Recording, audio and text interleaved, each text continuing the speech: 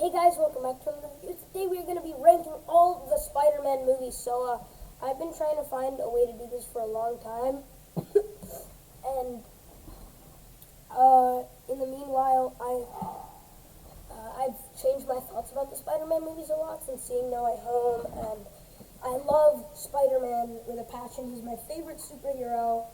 And I've been trying to find an outlet to give out my thoughts about the movie because some of them are a minority. So, here we go. Let's rank the Spider-Man movies. So, starting with The Amazing Spider-Man 2, this may surprise you, but I'm going to put it in. Let me put this back first. No, it's not going in that. Go back. I think that it's not Why Does This Exist, which is probably what you guys would all put this in. But the majority of you, but I actually like this movie. Not because it's good, don't get me wrong, it's awful. But I love it. It's funny because of, like, how Batman is the Green Goblin. Like, are you serious? Like, the itsy bitsy spider thing, that was funny. It's unintentionally funny, and I love how bad it is. And there's some genuinely good things, like unironically good things about this movie too, like Andrew Garfield's Spider-Man, best Spider-Man ever, better than Tobey Maguire. I'll get into that later, and a little bit, just a tiny bit better than Tom Holland. I'll explain why I like him, he's my favorite. When we get to, like, the next movie, which is TAS1. But it's fun, and, like, Spider-Man is so swift, and maybe the story's bad, but the final battle is just mwah, and the action is great, which is what I think Spider-Man movie should be. Who cares about all that story? I'm joking, but, like, it's a bad story, and that definitely makes it lower on the list, but it's not the worst because of the action. And Electro's design is really bad, but it's still kind of funny, so I'll put it in bad, but it's not Why Does This Exist bad.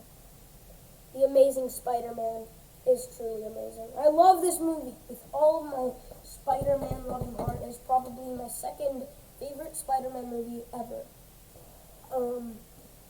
And here's a couple reasons why. Number one, I love the villain, the Lizard. I've loved him ever since before I watched this movie. Like, reading the comics, I thought he was a very awesome character. And maybe he's not too powerful, but he's just so cool. And, like his design and everything. In the movie, they mess up his design a little bit. But he's still, like, fun and good and dandy, and I love it. And like, the action sequences, all very good. The final battle isn't the best. The school fight is just mwah, the choreography, all of the fighting, and yeah, that's not even the best part. The part that I didn't mention about Tobey Maguire, or Andrew Garfield's Spider-Man, as well, when I was reviewing Amazing Spider-Man 2, is his jokes, his quips. I love it. It's so good. He makes jokes all the time. This is exactly how Spider-Man should be. That's how he was in the comics, and that's how he should be in the movies. And that is, so yeah, that's one reason that I love him more than Tobey Maguire, because Tobey Maguire fails to be funny. As Spider-Man. I don't mean like the movies, which are funny, ironically funny, but I'll get into that later. I love everything about The Amazing Spider-Man except for the Peter Parker's parents storyline, which I agree with everybody else is absolutely awful and it's boring, but yeah, this movie is going in amazing. Truly the Amazing Spider-Man. Spider-Man 2! I love this movie. Everybody loves this movie, and I love it too. I'm no exception. From the first time I saw this movie, I expected it to be pretty bad because of like what I thought about like the other Spider-Man stuff that I've read about it, like that it's an old movie and stuff, and other stuff that I'll get into later when I talk about those movies. But I thought it was going to be bad. But it was great. I mean, I also love Doc Ock as a villain. He's a cool villain. In the comics, I love his villain. In the game, mwah, mwah, mwah. In the PS4 game, obviously, I'm talking about. Great villain, and this was no filler to impress with the Doc Ock villain. Very, very, very good CGI, and it's like very surprising for its time. And the villain development was really good. He had a clear motive, and I love like the train fight and everything. The action and choreography in this movie is very good. And the only problem I have with it is the final battle. When Doc Ock's like, oh, I'm a good guy, so I'm gonna save my... No, I didn't want that. I wanted Spider-Man to, like, do an epic battle. Like, this is what I imagined. When I was watching this movie, I was like, I'm so excited for the final battle. It's gonna be insane. And it wasn't. It was just Doc Ock turns good. And I hate that. So much. So much. Because, sure, it makes sense for the way they developed his character, but in the PS4 game, his character wasn't much different, but he stayed bad to the end, which I like, because he's a villain. And the train fight was insane, so I expected this to be insane as well. But like, I wanted him to stay evil, and I expected him to, like, Spider-Man to do something like, they're fighting in like that cabin place, and Doc Ock's like moving his tentacles. Spider-Man like weaves through them, and then like uses a web. He attaches a web to the ceiling and kicks him into the sun and burns him. That would have been awesome. That would have been better than whatever the hell he got at the end of Spider-Man 2. I know that's a very not like a very agreed upon phenomenon, but like everything except the final battle was good. There's one more thing that I hate about this movie, that I hate about every Raimi movie, is freaking MJ. I hate MJ. She sucks in these movies so bad. And I like Zendaya's MJ, but we'll get into that later as well. But this MJ is just so obnoxious. She's just like, goes up to Peter, and then she's like, I hate you, and then 5 minutes later into the runtime, she's like, I love you again. And then she marries some random guy, but then she's just like, fuck that random guy. I'm gonna go marry Peter. And then Peter's like, I'm Spider-Man, you can't marry me. And then she's like, I want to marry Spider-Man. And then she gets kidnapped. And then she just starts screaming like a goat. Like, ah! Anyway, I'm going on a tangent, but she's fucking annoying. And Kristen Dunst is terrible in the role of MJ. She looks like MJ, but doesn't do anything good in the role. And she's a terrible, terrible girlfriend to Peter. Although Peter is also kind of an asshole in the third Spider-Man movie. But anyway, after all that, I'm going on a tangent. But anyway, Spider-Man 2 is good. Just because MJ and the final battle weigh it down below The Amazing Spider-Man, because The Amazing Spider-Man also had great chemistry with Gwen, which also brought it up above why does this exist. Also, just gonna mention this before we get any further. I'm not ranking Venom because, number one, Let There Be Carnage is not on this list, and otherwise I would rank Venom, but it's not a Spider-Man movie. So don't know why this is on the list. But anyway, Spider-Man 3. Boy, we got a strange one here. I love this one the same way I love Spider-Man, Amazing Spider-Man 2. It's because it's so meme-worthy and so bad it's good. And the Bully Maguire memes that we got, the emo Peter part segment of the movie, it's so funny and I love it. But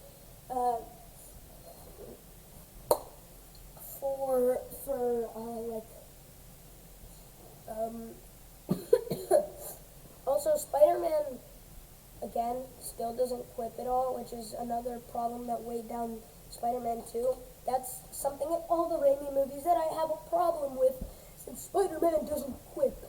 But, also the Harry gets amnesia part is really cliche and really bad, and I hate that part. But yeah, I really love how Harry helps Pete out at the end of the movie. And I actually do like the design of Venom in this one. Definitely nowhere near as much as Tom Hardy's Venom, because his Venom is unbeatable. It's just perfect. But I'm not ready for Venom, so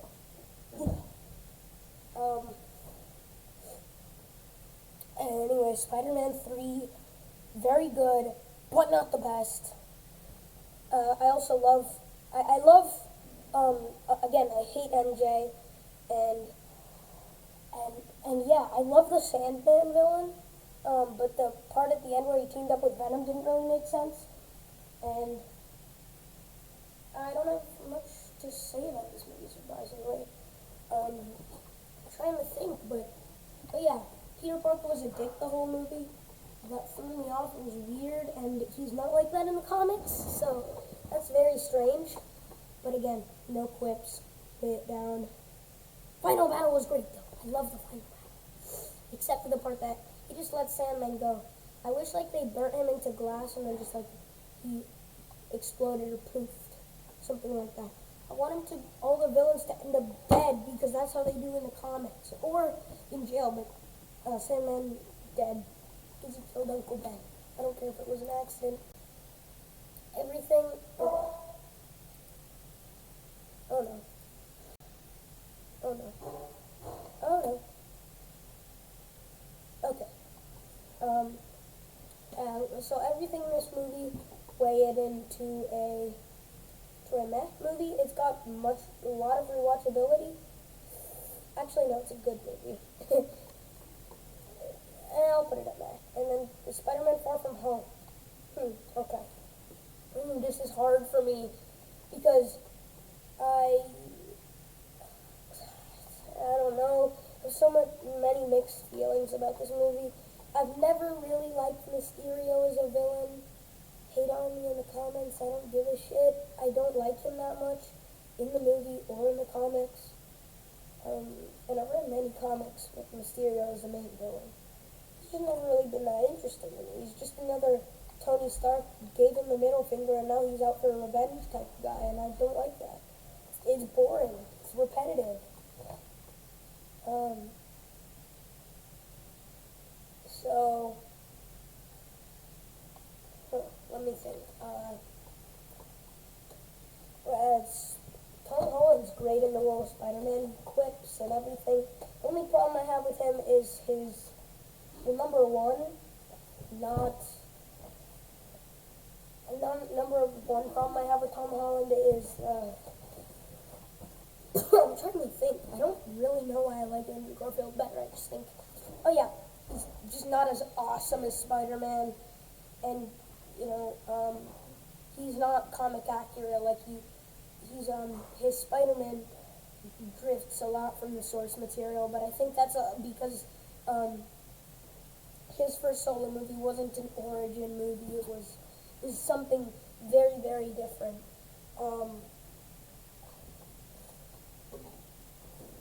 But yeah, I love the fight at the end with the drones, but then the fight with Mysterio. Mysterio doesn't even put up a fight himself. He just stands there, gets hit by Spider-Man a lot, and then Mysterio accidentally shoots himself.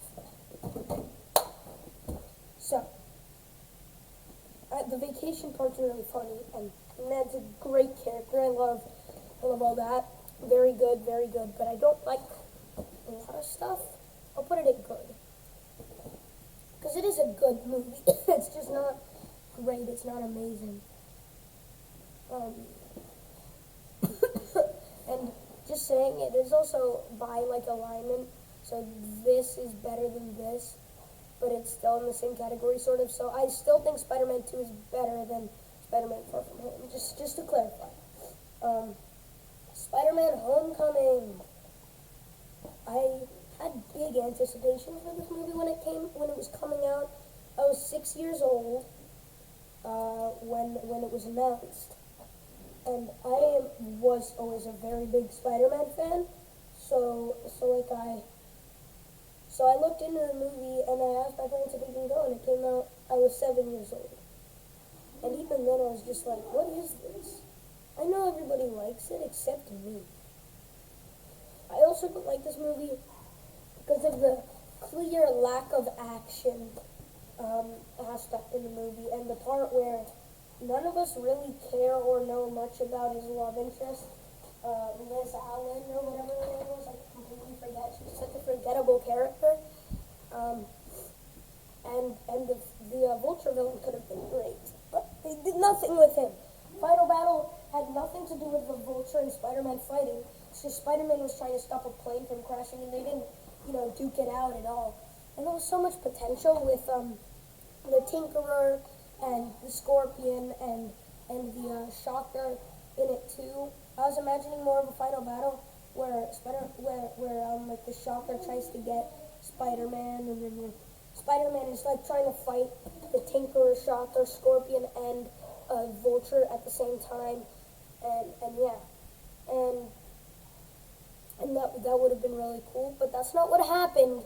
What happened is that he didn't even fight the Vulture. He saved him, which is, again, what the hell? Same problem as Spider-Man 2's final battle.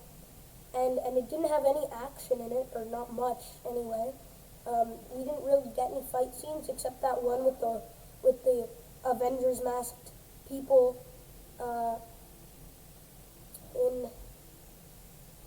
Avengers masked people in the store and trying to rob the ATM. That was literally the only proper action that we got in that movie. He quipped a lot. Everything else was good, but it was just it was a bit insoportable, which means look up that word. It's a Spanish word. It's just sometimes it bugged me. So Spider-Man Homecoming and Spider-Man 3. So yeah. Oh God, I hate this movie. Spider-Man Into the Spider-Verse. I hate it so much. I know why it's a controversial opinion, but just look at the trailer and tell me it doesn't look retarded. There's a spider pig, which makes it a little too cartoony for me. It's the first problem. Second problem is the villains. Number one, the Kingpin is a boring ass villain. He's boring in the game, boring in the comics, and boring in the movie. And he's not even really Spider-Man's villain. He's Daredevil's villain. But he was still the main villain of this. Anyway, they had a lot of other villains that I had problems with. Number one, Dr. Octopus. It's not that she's a girl. I mean, well, it kind of is because she's a boy in the source material, but that's not the biggest problem. The problem is that her arms look awful. Her design is bad. No one else complains about the fact that her arms look like pool floaties instead of really heavy metal, like really heavy machinery, in which they look like heavy machinery that could actually be made in the movie and in the comics and in the game and everything else. But they just look like pool floats, and when they get on and she doesn't look that menacing because of her arms look like you could just get a needle and pop them and they just deflate. So yeah, I didn't like her villain. And Scorpion was actually a very good villain. I like Scorpion in this. Scorpion was good. Scorpion was great in this. But he didn't show up for long, so. Who else do we got in this movie? We got some crazy stuff with what's his name? I'm trying to think. I had a villain in my head.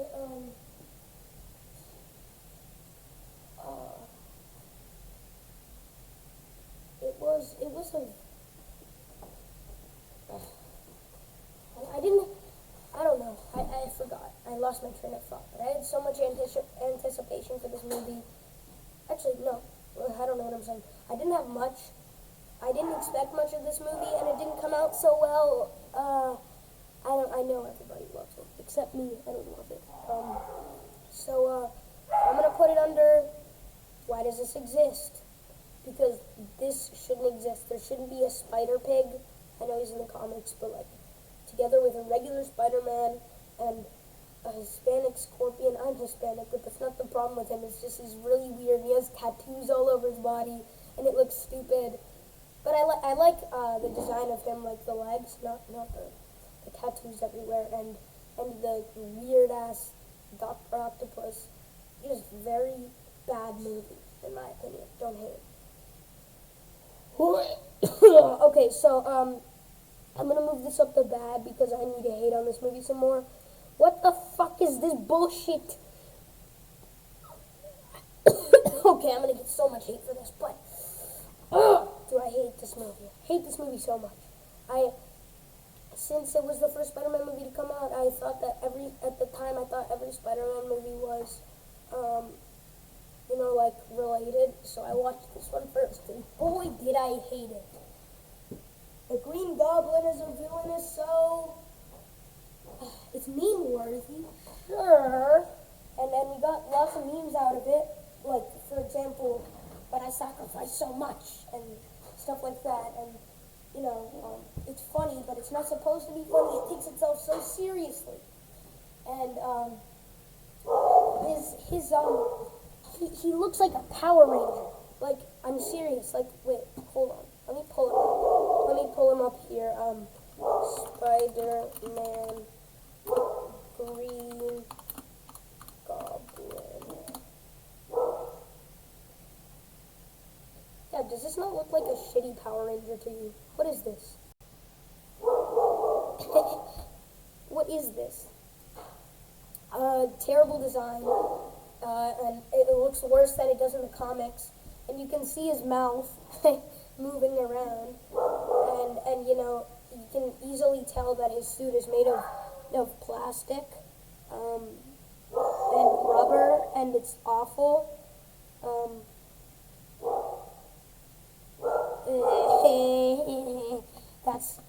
It looks terrible. Quiet, Venus! It looks terrible, but at least it looks better than Leopard Green Goblin and Spider-Man 2. Amazing Spider-Man 2.